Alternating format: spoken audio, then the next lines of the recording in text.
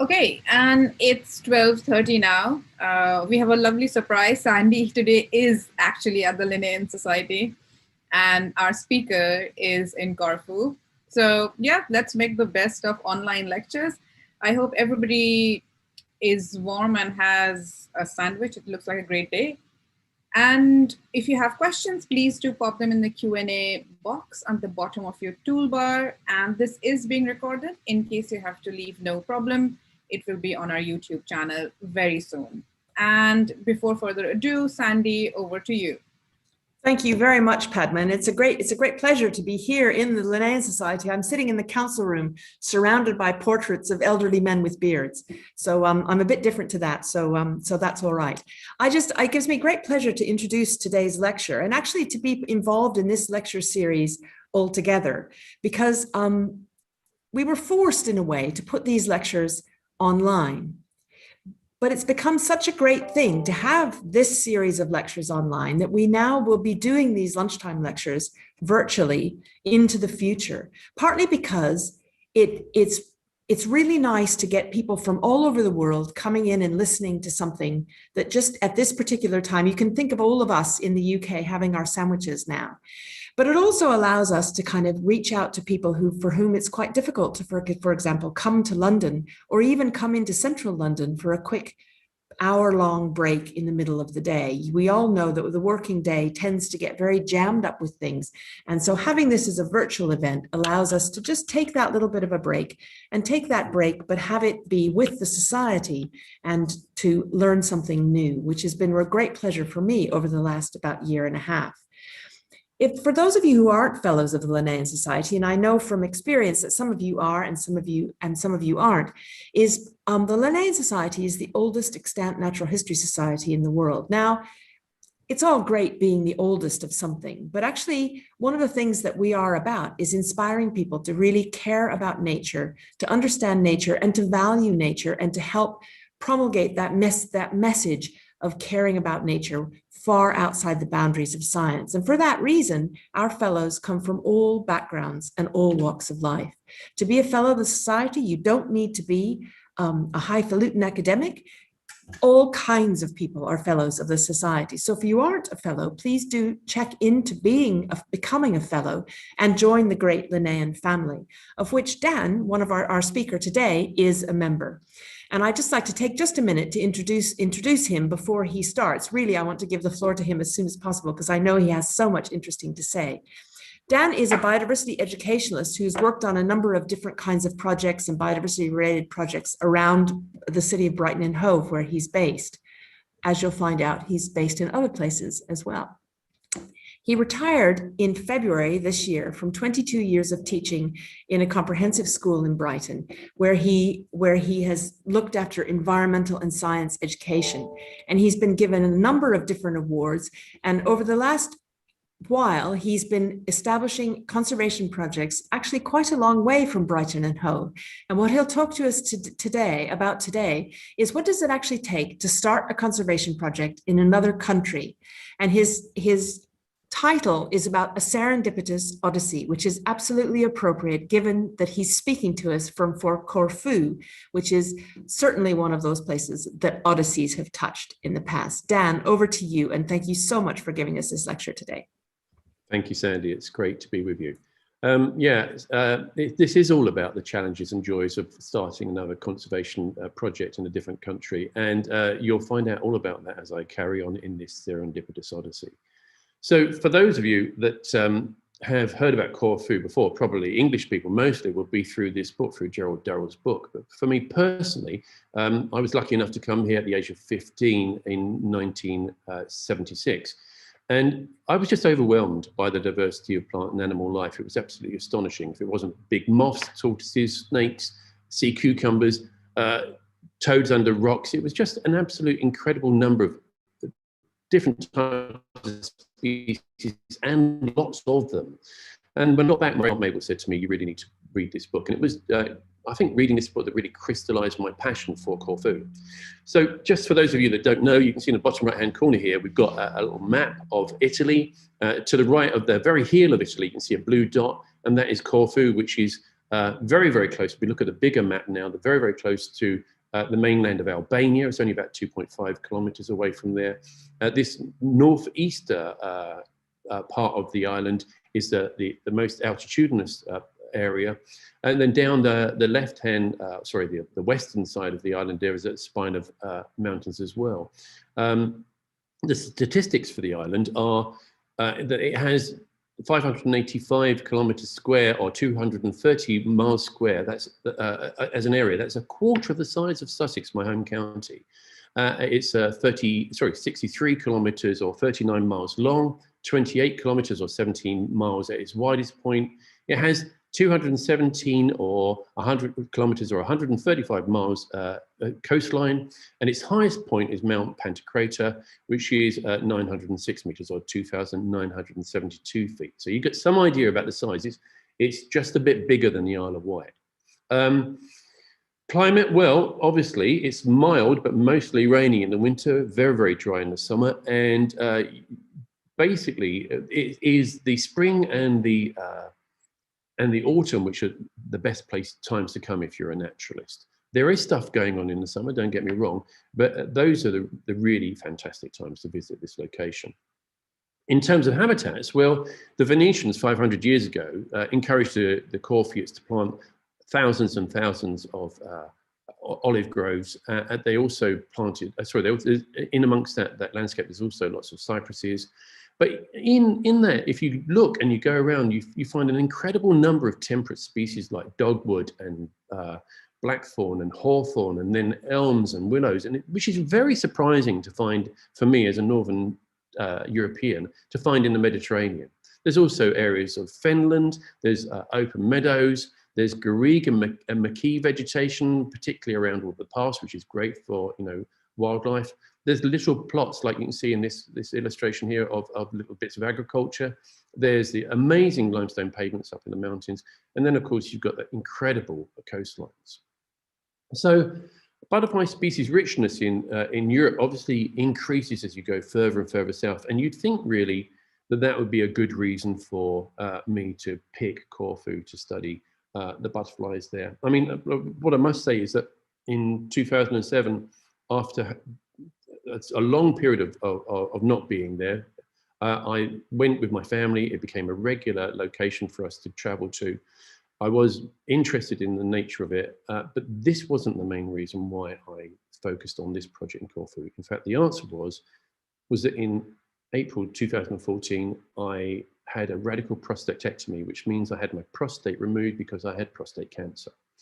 And for anybody that's had that process, they know that you're bound at home for 3 months. You can't really go out.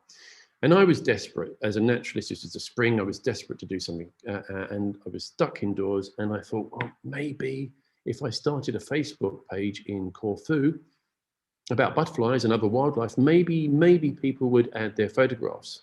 So that's what I did, and I had this sort of whimsy about, this is what I wrote, I had a whimsy about writing a book about Corfuite butterflies, and I knew that an atlas of the distribution would be essential for that work. And I invited people to put their pictures up on the page. And as an encouragement, I put some photographs I'd taken. This is the Lowell skipper. It's one of 3 near-threatened species on Corfu. When I say near-threatened, that's a European distribution. On Corfu, it's immensely abundant, which is very encouraging. This is the silver-washed fritillary. I posted this particular image. These are now in Corfu, now flying about. They're just freshly emerged. They look beautiful. In fact, I posted a lot of different butterflies on Corfu, and I was the only one posting. So in desperation, I went to some other Corfu Facebook pages and found this particular picture put up on a gardening page. And I contacted the chap and I said, would you like to put that on my Corfu Butterflies and Other Wildlife Facebook page? And he did. And this man, John Denne, has become a lifelong friend. He's a wonderful man, a brilliant human being. And he had been interested in butterflies, but me being in England, being prepared to give the time to help him with his identification, allowed him in his property in Corfu to start really getting engaged. And he did two really crucial things. Number one was he started gardening for butterflies. And this is one of the things that he found was really useful, these Echium spikes, which are often much taller than myself. And over time, he ended up planting thousands, well, certainly hundreds of these spikes. And they attracted masses and masses of butterflies. And this information that John gleaned over the years about what to plant in his garden for butterflies in Corfu was really, really valuable to us. And at the same time, it was something that I don't think anybody had ever done before. And he also, which I thought was incredibly useful, was he kind of did a transect and he recorded this information. Now, these days I look at this and I can see a few misidentifications in that list there. But for the most part, he got somewhere in the region of 44 species recorded between August 2014 and June. I can't see what that is. I think it's 2015 or 16. 10,000 species, 10,000 records he did in that time. And would you notice the most abundant butterfly was the painted lady? Now, actually, if we look at this, 2,675 of those were in March 2016. So John was observing a mass migration of painted lady butterflies. And by this point, we're like 2 years on, you can see that we had probably about 100, 150 people on the Facebook page. A lot of people were putting up stuff like this, which was really interesting because the BBC put out an appeal because they wanted to make a television program about the painted lady making its major migration through Europe. And so we spoke to them, told them about what we've seen, and then that became a part of the BBC 4 program about the butterflies, this particular butterflies adventure. That was really interesting to me because I felt that we'd made a real difference, a contribution. And, you know, there I am back in the UK getting all this information all the time. Another thing that John did, which I thought was really interesting, we've got the data for this, we've never done it again. John recorded the diversity of species that he found in his garden. And you can see there, June was like the time for maximum diversity. It's not the best time to see butterflies because whilst there's most species seen, then some are old and fading and some have only just come out. So they don't always look immaculate. But overall, you can see from April all the way through to October, you're likely to see certainly over 15 species of butterfly for sure. In fact, there is no month in Corfu when you don't see butterflies. So this was really, really interesting and a massive help that John gave to starting that process. Now, enter Jason Fisher. Jason as a birder, and what really pleased me about Jason was that whilst he was a birder, he also knew a lot about butterflies. And he was one of the first people who was coming on, instead of saying, Dan, what is this butterfly? He was saying, this is a long-tailed blue, or this is a two-tailed passer, and this is what I've seen. And that was really encouraging because the level of interest was beginning to increase. And I spent an awful lot of time trying to get people understanding why the butterflies were the ones which I said they were. They'd give me a photograph through the page and I'd say, this is a painted lady because. And one of the books that I get people to use is The Butterflies of Europe by Tristan Lafrancis. I like this book because it's a key. It's out of print, but you can contact Tristan, you can find him online, and he will send you a PDF of this, which is great because you can have it on your phone. And, you know, it's a key so that it's a yes or a no answer. Does it have a black end to the antenna or does it not?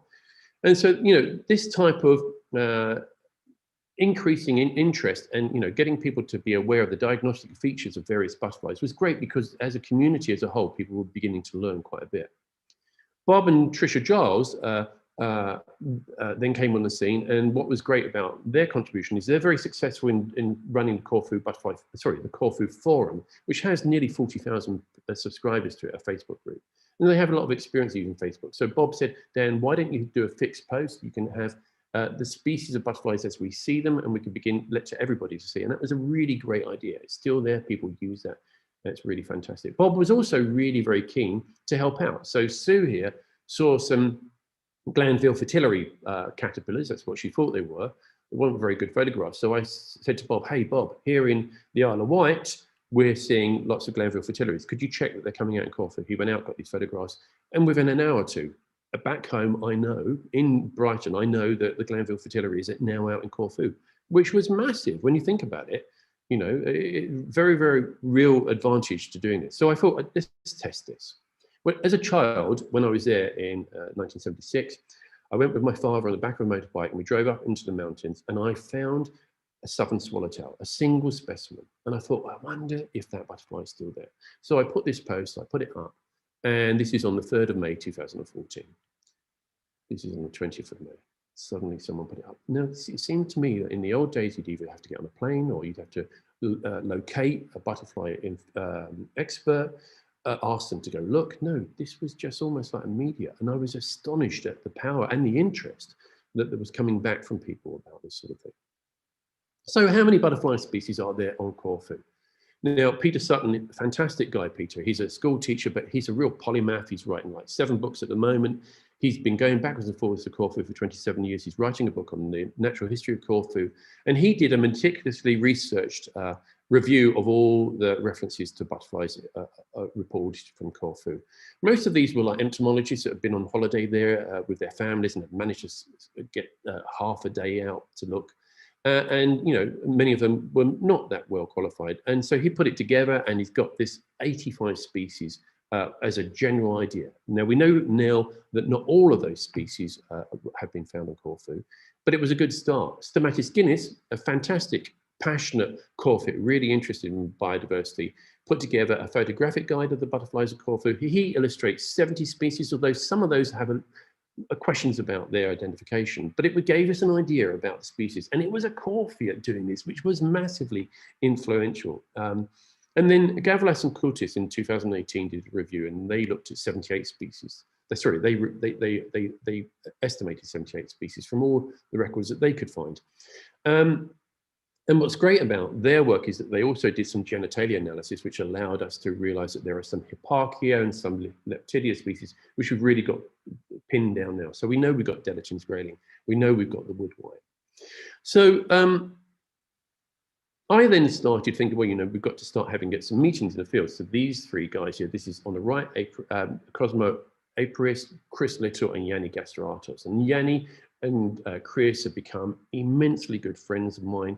I see them regularly. This was our first day out really as a sort of a group adventure on one of the occasions when I visited Corfu.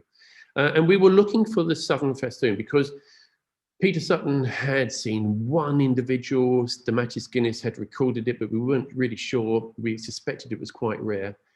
We went to the right habitat. There it was. We found it. We watched it laying eggs.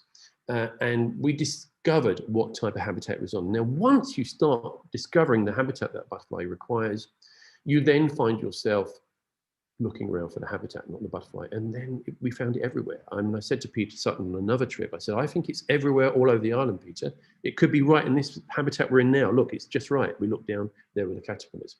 And we came to the conclusion that people were just not going to Corfu at the right time of year to see the butterfly, which is massively unfortunate because this is such a beautiful butterfly out in March and April and really should not be missed by anybody. So these little trips out became a regular feature. Here we have Bob and Yanni again with Yanni's partner, Zoe Fondaluku. And we were just exploring. Obviously, these people live there, they know the area, but for me, it was just great to explore and discover all these things. And here I am getting contact with the Southern Swallowtail, or actually I have a Southern White Admiral on my arm there, but for me personally, the Southern Swallowtail will always have a significance, which is why I made it the iconic emblem of what we do. You know, just discovering new species. This Hungarian skipper, I'd never seen it before. You know, in those days, it was completely new to me. But now I know to look at the antennae. I know that they're black tip, but with a white spot on. I know that the hind wings have got a perpendicular shape like that on them, which tells me immediately it's Hungarian skipper. But in this case, look, the female's laying on Sanguis orba minor. So I know that Salaburnette is a host partner, so I knew that it's the butterfly. So the building up this skill base for me was personally very rewarding, but also helped me a great deal with the work that I was doing online with Facebook. And it very much felt like an extension of my regular work because I was a school teacher at that time. I've retired now, but I would come home, do all my marking, and then I'd be sort of helping people online with their identification.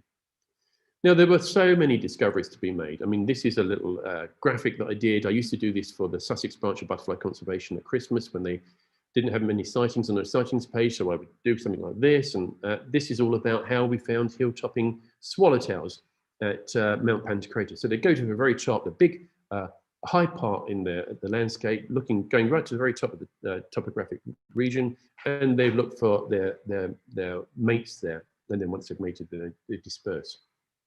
So, you know, all of these sort of things were suspected in the case of the scarce swallowtail, but, you know, really good to see. But let me tell you about how this community started to build. Jan Wilcox said to me on the 14th of October, 2015, I've seen this big butterfly on Elmira's beach. Does anyone know what it is? Well, immediately I said, look, you know, I've done work in West Africa. I've worked with schools there. We've done lots of biodiversity work there. We've had children catching butterflies. This was the most common species there. Very exciting to see it in Corfu. Can anybody verify what Jan's seen? So that was my message. Next thing I know, because this is a big butterfly, it's sort of my hand wingspan sort of thing on the large cases. And John Denne goes down, he finds it. Chris Little jumps in an aeroplane and goes and finds it. Next thing, Tricia Giles finds all of these wings on the floor. What on earth is going on there? John goes the next day, he finds Mantis religiosa's found it as well, and it's eating them. Next thing we know, Jan Wilcox is finding them laying eggs. Bob's going down there and seeing them couple. I think in the meantime, I've seen where it is. Jan thinks she's found the host plant.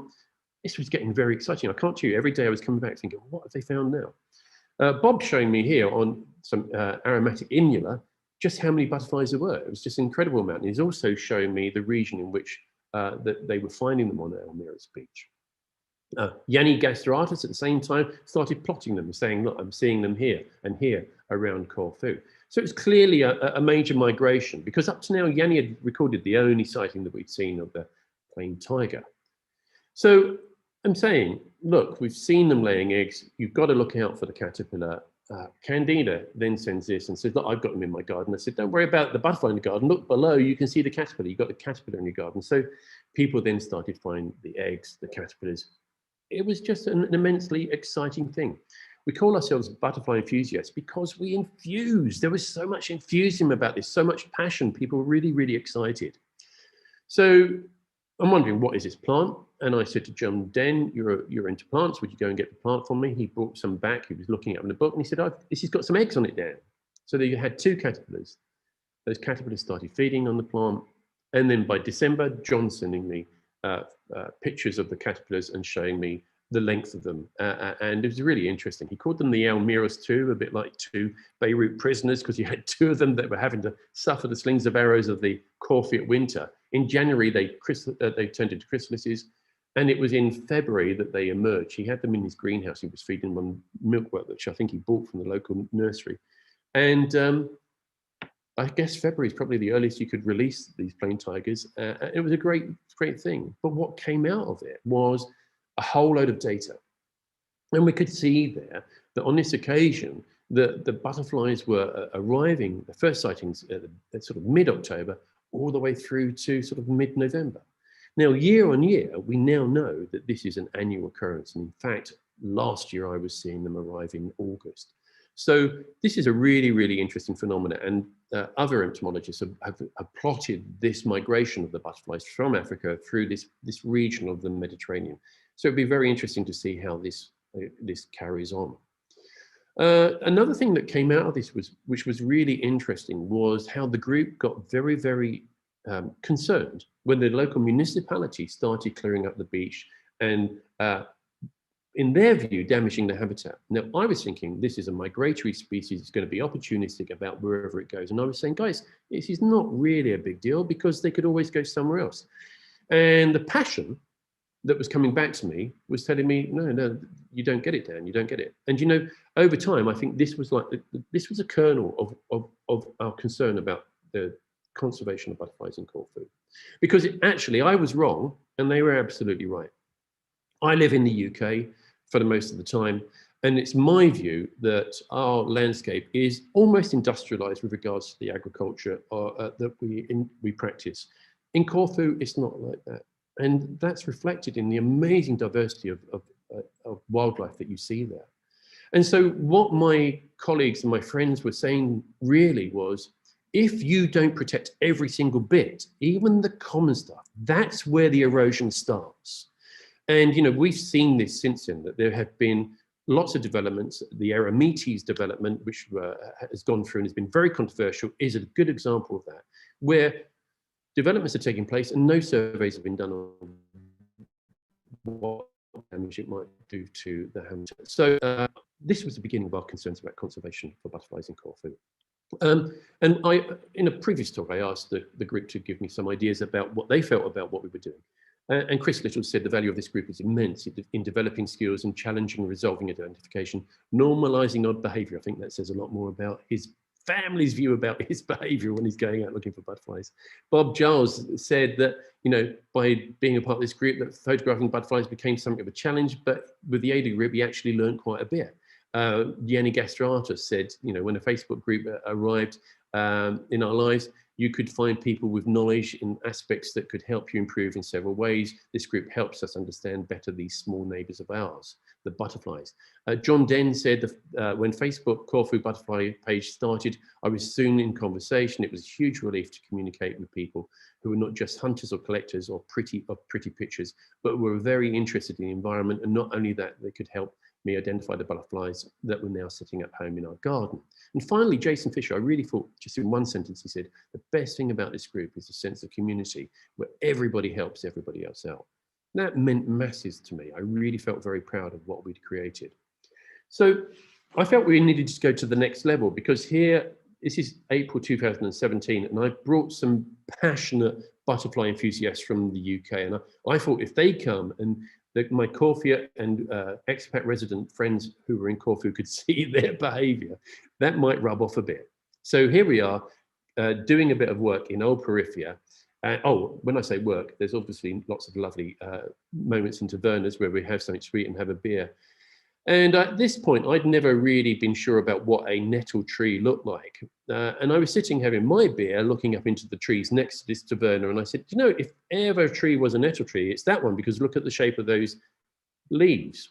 And then somebody said, well, I think there's a speckled wood up in it. And I said, well, hang on a minute. If this is a nettle tree, that's going to be the nettle tree butterfly. So we all got up. You can see us all with our photograph, our cameras photographing it. And that was it. Suddenly we realized, yes, that's exactly what it was. And then we learned so much. We forgot about dinner, we forgot about beers. We walked around and we were seeing these butterflies in trees, territorial, looking for mates in an afternoon. This was a new species. We'd learned so much, and it was massively interesting. In the bottom right-hand corner, you can see my very good friend, Richard Roebuck, pointing out the single nettle tree butterfly. And he really got passionate about this. And we were driving back to Corfu town. We pulled up outside a school where there was a big nettle tree there. And then he shouted, "Stop the car, stop the car." There were butterfly caterpillars in the tree. We got out and see that I'd never seen this before. We do a Google search for a nettle tree caterpillar. It was very difficult to find one.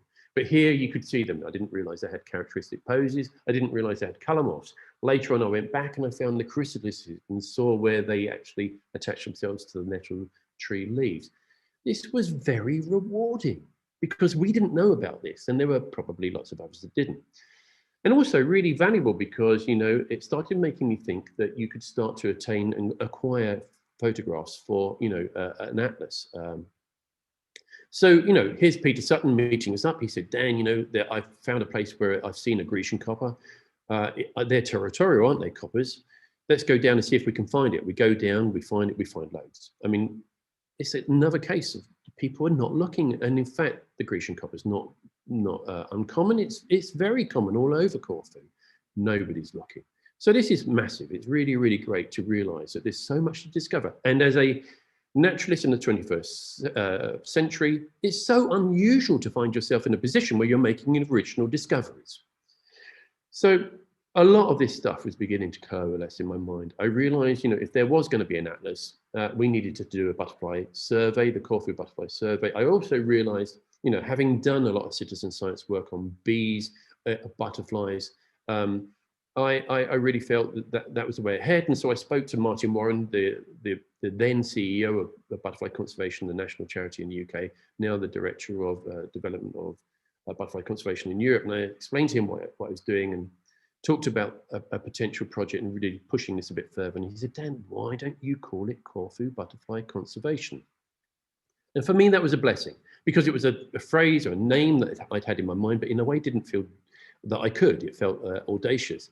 This was a blessing for me, and I was just thrilled to call it that. So the project became Corfu Butterfly Conservation. So our next trip, which was April 2019, more Corfu Butterfly Conservation enthusiasts go, and we had an inaugural meeting. We were delighted to be welcomed by a bunch of Corfu Butterfly enthusiasts. We've now got our own insignia, polo shirts, lots of dignitaries from Corfu were there to help us. Lee Durrell very, very kindly gave a talk to what we were doing.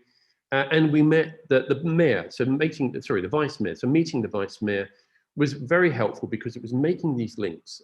And this is what was so amazing about Facebook, really, was that there was a slow realization that there was this integration with Corfu society and the Corfu community. And we were made to feel very, very welcome. Now, at this point, I must introduce to you Anne Sordinas. Now, Anne came in about this point, and she is just so passionate about butterflies. Her interest has grown and grown and grown. Her contribution to the project is massive. She's Corfu by birth, but lived in America and so speaks fluent Americanese, I guess, and fluent English. And she's done a massive amount helping us with translation. And she's also passionate about, looking at how the early stages of butterflies develop. So her contribution is amazing. And there's absolutely no doubt when we eventually write this atlas, Anne will play a major role as one of the co-authors. So here we are, the provisional survey we're doing. We decided we wanted to do a provisional survey to get some idea about how easy it would be to cover the ground, because on the one hand, we wanted this to be a citizen science project where we're encouraging visiting enthusiasts and residents in Corfu to record the butterflies. At the same time, we wanted to know just what we could achieve by getting lots and lots of people to travel to Corfu, because in the spring and in the late autumn, not many people go for the sun, the standard tourist model. But, if you could increase the number of people going in these other times when it's really good for natural history, you could also help bring extra revenue to Corfu. And I was very keen to see that happen. These are the kind of regular spring butterflies that you would see.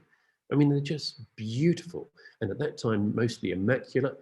And you can see, there's only, 3 species I can see here that are in the UK. And so it's just lovely, really, to be able to see these butterflies. And all winter long, I pine to get there back in the spring. So I started working then with butterfly conservation in seriousness. Sam Ellis is the International Director of Butterfly Conservation, and he's also the Chair of Butterfly Conservation Europe. And he brought on board Eva Prokop, the Grant and Trust Fundraising Manager for Butterfly Conservation. And initially, Sam and myself and another were working on the development of the program that we'd be looking at. And then at the same time, we were then looking at how we would produce, some planning for what's going on. And Eva then started looking at some grant funding for what we wanted to do. We had some project objectives that that have grown and have crystallized. I should just let you know what they are. So we want to encourage the continued growth of a responsible community of Corfu butterfly enthusiasts. We wanted to survey the butterflies of Corfu and determine the number of species on the island, their distribution, as well as their flight periods. We wanted to find out if the butterfly communities of Corfu could be used as indicators of good habitat quality, and if so, with the help with the conservation of other Corfu wildlife. We wanted to identify the potential losses of species and habitats and inform the Greek authorities about which needs protecting, to publish the butterfly survey results and conclusions drawn from this data into the first comprehensive Corfu Butterfly Atlas, to encourage ecotourism outside the main tourist season, bringing extra revenue, and eventually for Corfu Butterfly Conservation to become a non-profit making organisation working in partnership with both governmental and non-governmental partners in Greece, the UK and Europe.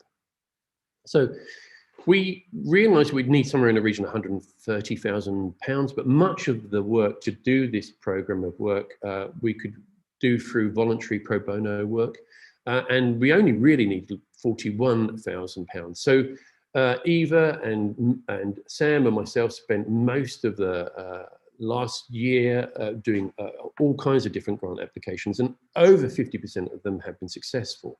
And that's really, really very encouraging. The first one that was massive was to get £3,000 from the Royal Entomological Society from the Goodman Award, because that allowed us to produce the Corfu Butterfly Conservation.org website. It's, if I say this myself, you have to forgive me, but I'm immensely proud of this. I worked with Steve Cheshire. He's an incredibly talented web designer. It's a great website.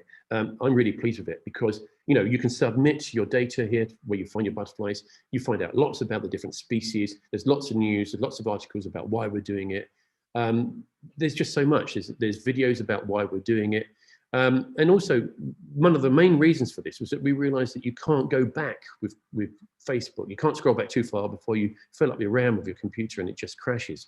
So a lot of the data that's on there has been lost. So we needed something independent for ourselves. And so this really was a really good start to making this project move forward. We have a team of individuals who are really, really keen to help us. These people come and go. They're involved in various ways to help what's going on. And but they are a team, because this at the moment is a project. And at some point, we'll have a committee or we'll have a board where individuals are going to really take on a more formal role. We have a need, of course, to raise funds to make this project work. And one of the ways which we could do that is through sales and accounts. Sales of different things like this t-shirt like I'm wearing now with our own logos, through enameled pins, all that sort of stuff we can sell. But we can't sell that particularly easily in Greece now. Not that we would be looking for funding from Greece, because, as you know, Greece is financially embarrassed, I suppose you could say. As an economy, things are not easy for the Greeks.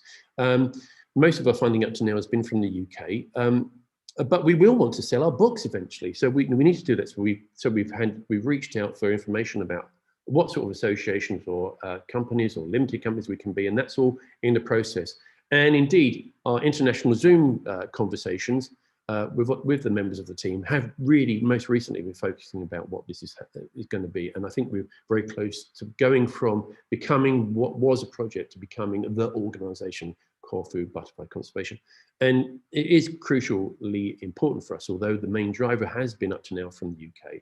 There's increasing evidence, like been up to 630 members of the Facebook page now, somewhere in that region. And most people that are joining now are Greek or Corfu.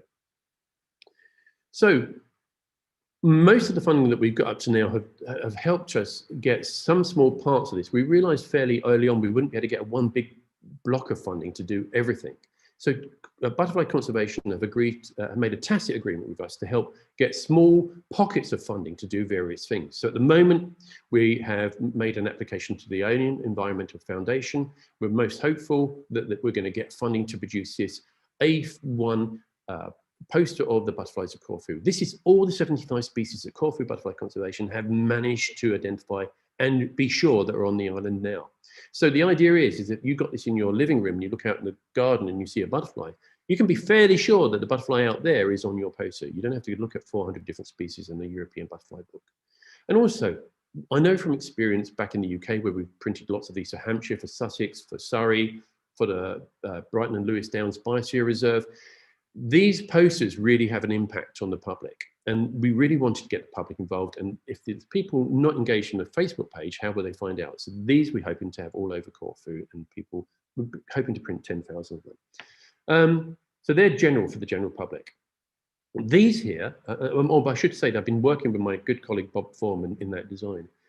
These here are slightly different. These are two little leaflets 12-page leaflets, and they're designed to be used in the field. And instead of having sort of museum specimens, these are live pictures of butterflies. They tell a great deal about what the diagnostic features are and when to expect to see them. And they also tell about the Corfu Butterfly Survey and ABLE, which is a European-wide attempt to survey butterflies. And we've done this in conjunction with European Butterfly Monitoring Scheme, with Butterfly Conservation Europe, and our good friends in butterfly conservation, well, Dutch butterfly conservation. I've got to thank Christina Serveja for her massively wonderful designs that she's put into this, and hours of work to help make this happen. And Sam Ellis also has helped me and Christina edit this and produce this document. So we hope that these will be given to members of the public when we go on touring. I should say that the Rothschild Foundation agreed to publish these, pay for this publication, and we're immensely grateful for that contribution. So here we are, here's a group of individuals going out doing this. Now, this is me going out with a group of individuals. There are other Corfuists in Corfu who are prepared to do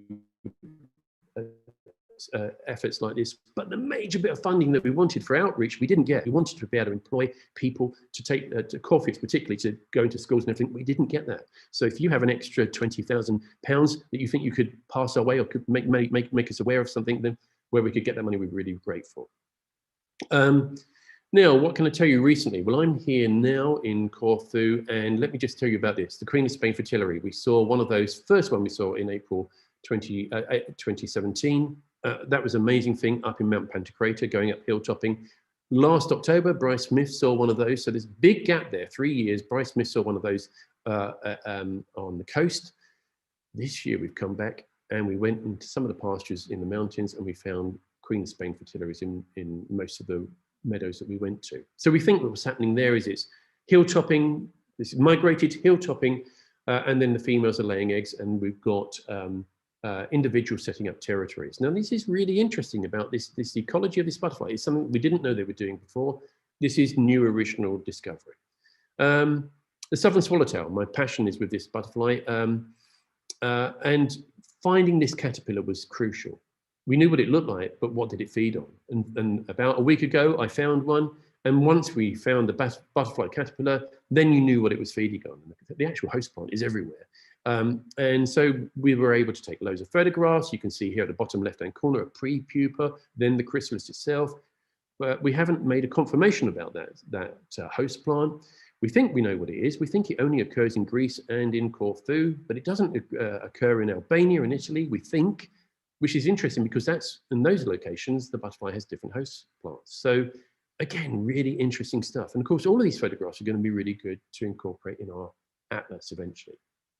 The Eastern Baton Blue, that's an interesting butterfly because it is the second of the near threatened species on a European basis. We'd only seen 2, 3, 4 records over the last 3 or 4 years.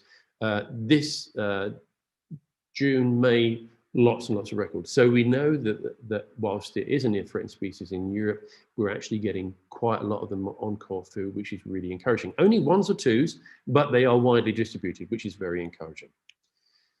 The Linnean Society, as you know, a fantastic society, and they host the Percy Sladen Memorial Fund, and I made an application to help me fund my efforts to come out here, because whilst we're engaging, we started the Corfu Butterfly Survey on the 1st of January 2021, but we knew that there would be individuals that would probably never go into the wilds of Corfu. They would record stuff in their gardens. We needed someone to go to look at the hard to reach species, and I got some funding to do that, and I'm here with my son, who's my assistant.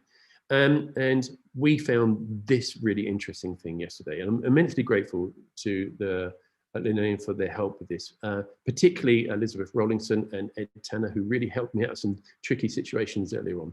So look at number 1. That is a small blue, which Harry Clark, a valued member of our group, and Mark Colvin, equally so, saw this in Mount Pantocrator a couple of years ago. It was a good sighting, good photograph. Number 2 is the same species in Brighton on some habitat restoration work that I've been doing there for the last 10 years or more. And I've seen many thousands of those, so I know what a small blue looks like. Number 3 and 5, though, are the Osiris blue. Now, look, they are very similar, except some spotting is a little bit different. And then 4 and 6 is a butterfly we saw at Mount Pantocrator about 4 days ago.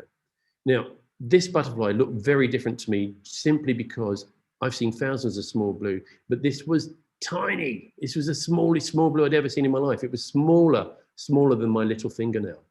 And so there was a real question, was this a small blue or was it an Osiris blue? So we put it out to all the different people on the different Facebook groups. I've done lots of lectures in the past with people with grey hair thinking, oh my God, we're losing naturalists. But no, they're all out there in social media, that they're studying spiders in Argentina, or caddisflies in England, or dragonflies in Pakistan, or wherever it is. There's thousands of people teaching one another in the same way on our Corfu Butterfly Conservation Facebook page. But nobody could decide. Some said it was definitely Minimus, some said it was definitely Osiris. So this is an issue of verification. The photographs here limit us and we can't go any further. So I'm really delighted to tell you that I've been in communication with these amazing guys, Vlad Dinka in Finland, Leonardo Di Porto in Italy, and Roger Villa in Barcelona. And they have agreed that they will help us with a DNA barcoding project to barcode all of the Corfu butterflies. Now, this is really, really encouraging, because there are lots of species like the Leptidias, like the Gigenis, like the Hipparchias. There's loads of things which we really need to get some idea. The Gonoptrix species, let me say, there's the brimstone, which is one Gonoptrix ramni. There's the Cleopatra, Gonoptrix Cleopatra. Then there's a Gonoptrix farinosa, the powdered brimstone. Now, it's so hard to see the difference between a powdered brimstone and the others. And I spoke to a guy called Bernard Watson. He said, Dan, you have to understand that evolution didn't take place so that you and I could make species identification that easy.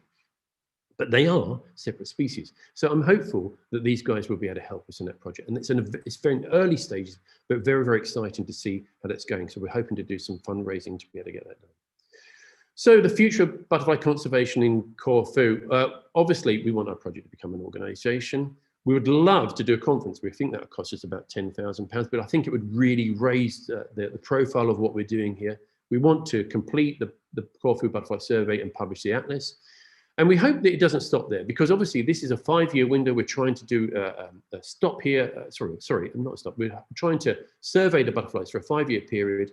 And then in the future, we're able to have something to look back on and see what changes. Climate change, habitat changes might give us some real idea about what's going on. So we would love the survey to continue automatically on the website, but at the same time, we'd like to see people realize why transects are important. And I hope that through the work we do with Abel, that might be very clear. So what can you do to help? I mean, if you're a butterfly enthusiast willing to volunteer on our regular trips, then we'd love you to come and help us with our Corfu Butterfly surveys. They happen fairly regularly. If you're in a position to donate, please help us. You know, £20,000 would make a massive difference with conferences, with employing Corfutes to go into schools to help get kids to be aware of the amazing natural heritage. Let me just tell you, the world is aware of the cultural heritage that the Greeks have given to the Western world, but not many people seem to be aware of the biodiversity heritage that they have. It's just profound. And finally, if you live on or are traveling to Corfu, please record your sightings on our website. It's crucial that we up our game on that. So lastly, you know, making friends. I never really realized that I would make so many friends. I feel so privileged, you know, to found a way to integrate into Corfu society in this so bizarre way and be a part of that. I'm honored to be a part of that. And butterfly enthusiasts are, for the most part, wonderful people. It's really, really great to make those friends. I mean, I've just retired. I retired in February. So for me, like, this is just like, this is a two-tailed pasha. It's on my finger. I mean, many people in the UK think that the purple emperor is like the butterfly. No, you haven't got anything until you've had an experience with this animal. So I'm having a great time.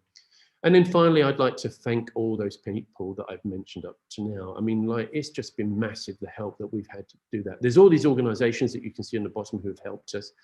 I want to say a special thanks to Rob Kessler and his wife, Agalise.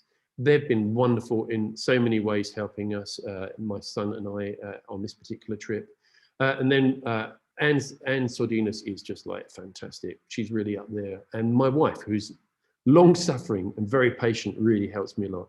But finally, I really want to say a big thanks to my son, Indiana Danahar, because he's just like, it's so wonderful to spend my time with my son like this. He's so great in the field, and he's such a great assistant. I love him to bits, and it's really fantastic to be with him. So thank you very much. I've really enjoyed giving this talk, and I wonder if you have any questions. Thank you very much, Dan. That was fascinating. And I'm quite jealous of you being in Corfu. It looks absolutely wonderful, and all those great butterflies. And what a great story. There's a couple of questions have come in.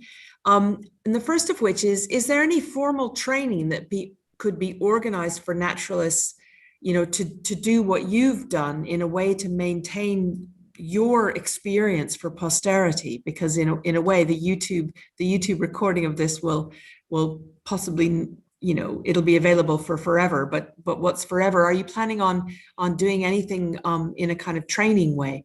I think there's two ways to answer that, Sandy. First of all, much of the funding applications that we made, our core funding to do outreach, was to train people in the field to identify butterflies. But I think that what you're asking me is something a little bit different. Yeah.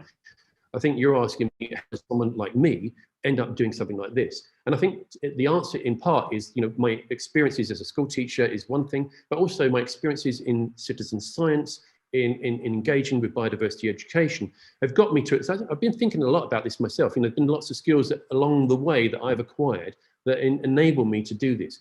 But I think that it's very true to say that there are thousands and thousands of people out there who equally have these skills, and they're lost in the ether. They're absolutely able to go out and do stuff. And I've got to tell you, if you're watching this and you think you're able to do something like this, there's plenty of Greek islands left. Go out there, set up a Facebook page of somewhere else, and start the process, because I really do think this is the way in. I'm always. No, I think maybe what he's asking is more. Do you have any plans in the future to sort of have any training events about how to do something like this? Not. What, to set up another project, a different project? Yeah. So no, I don't have any plans to do that. But because it's never occurred to me, and I guess I'm very focused in on what we're trying to achieve here, and that takes up a lot of my time. But I do think it's an interesting idea, because butterfly conservation have supported us massively in what we're trying to do, in part, I think, because they're very interested in this project as a pilot for developing this type of work in other countries within Europe. And so I do think that there will be stuff that's going on at Manor Yard back in Lulworth, where Butterfly Conservation Headquarters is set, where they will be thinking about this type of thing, and probably there will be discussions about that sort of thing in the future.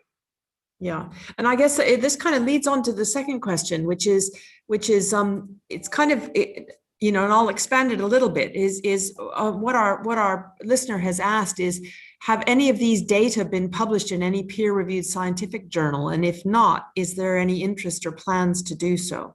Yeah, well, it's funny because I was talking to Peter Sutton last night. I was saying, Peter, we need to write something. We've got to a stage now where we're very confident about what we know is there. Peter did the original review back in 2012, and the first thing that we need to do is really get that paper out, giving a real update about what we're doing, because of course, very soon with the DNA barcoding, the thing's going to change yet again. So it's going to be really interesting to see that progression. So yeah, as we go, we do intend to do a range of papers, particularly when we start finding that we may or may not have species that we didn't think we had here. And then all of that will feed into the atlas, because of course that background will be really, really helpful for when we. And do you plan to make the atlas online or a hard copy? A hard copy. We'd like to have it. The website will have quite a bit of information as we develop, and it will have distribution maps as we go along. But we're very keen to have that hard copy, like in the town hall, the municipal town hall in Corfu, or likewise other places. Because if it's on the shelf, then people will see it and they'll be able to reference it. If it's hidden in the ether in the internet, then it's not always really obvious that it's there. You have to go look for it. If it's there and people can see it and they can refer to it, I think that can make a big difference. Great. And I was sort of wondering, as I was listening to you talk about the effect that this pandemic has had on the organization and the progress that you've made. I mean, what effect has it had? Well, thank you for asking that question. Yeah, it has had a big impact.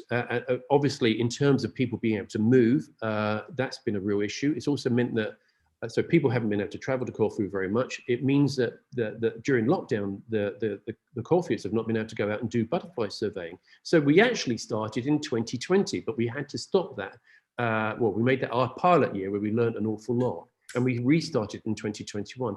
But I should tell you that whilst it seemed like pulling my hair out, we should be moving forward with this, we've actually been able to use an awful lot of our time in the background, doing many of the grant applications, doing much of the work on the websites, and producing the publications which you have seen that hopefully will be out available for people very soon. Yeah, I mean, it's true that it seems as though it's put a stop to most things, but there's always something that you and I think we're in I know I hate to use this phrase, it's a new reality, isn't it? Yes, but we're getting used to that new reality. We know that there's certain uncertainty in planning. That should not stop us, that should not stop us making progress. I mean, one of the things which I brought to Corfu is this ethos that I had back in Brighton and Hove. I've done an awful lot of biodiversity education stuff for the last 25 years in Brighton and Hove. And my view is that no one individual can change the world, maybe David Attenborough perhaps, but no one individual can change the world. But we can all do our bit in our own part of the world with a sure and certain knowledge that there are other people all over the place trying to do the same elsewhere. And it's that joint effort, that joint work that makes things move on. So I bring those transferable skills now to Corfu to help push that agenda forward. I'm always worried about being an alien, an outsider, a foreigner coming to somewhere else to tell them how to do things. I'm not trying to tell anyone anything how to do things. I'm just trying to show by example what can be achieved. And my work in West Africa, in Ghana, was a similar experience where I learned an awful lot. Can I just ask a question about the DNA barcoding? Are you doing that with specimens you collect, or are you doing it with kind of wing scales or legs, or yeah, so yes, we haven't got permission to collect any butterflies at the moment. You need it.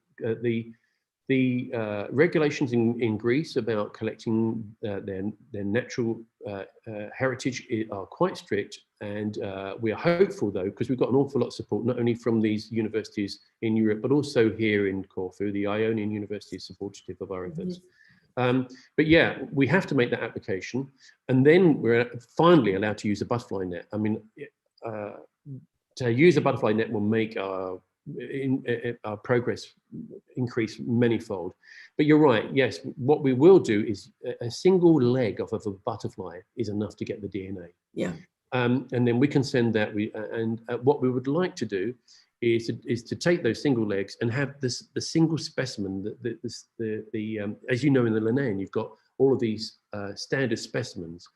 Many of them original type specimens. We'd like to have a type specimen collection of the 75 species, maybe housed in a municipal building here in Corfu, so that they're the actual samples from which the DNA was taken, and everybody can be sure that is a species was taken here in Corfu. It's undeniable that that's what the species is. It ends all arguments. Is there a local natural history museum on Corfu?